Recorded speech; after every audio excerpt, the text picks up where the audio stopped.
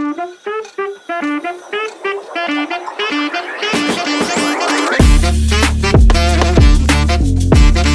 paano mag-adjust ng LVD? So, ganito siya.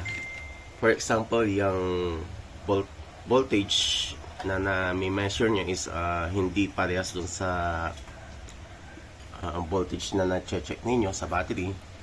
Ilolong press nyo lang siya. Hanggang sa mag-blink yun. So, pwede mo nang ma-adjust yung voltage. So, ito is tama naman kaya hindi ko na siya i-adjust. Sa pag-set naman ng cut-off, double click lang tong kaliwa. Yan o. So, ang cut-off ko is 12.5.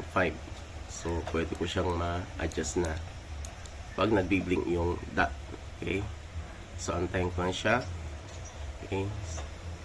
And sa pag-adjust naman nung return, yung halimbawa pag on niya ulit, sinet ko siya sa 0.5. So, para ma-set yon, double click nyo naman yung kanan. Yan. O, nagbi-blink na yung dot. So, pwede mo na siya ma-adjust. Okay? To check kung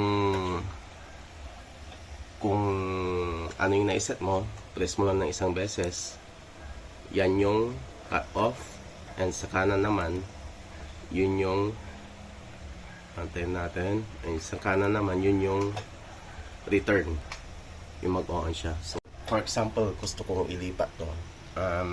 Ayaw ko nang baguhin yung voltahe for video, for vlog lang.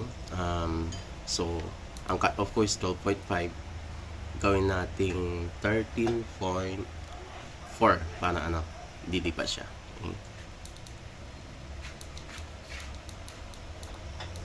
Yun namipat na. Okay. So yun, cut off natin is 13.4. So ibalik natin sa 12.5. Okay. Double click lang to hanggang sa mag-blink yun. Double click. Yun, pabalik.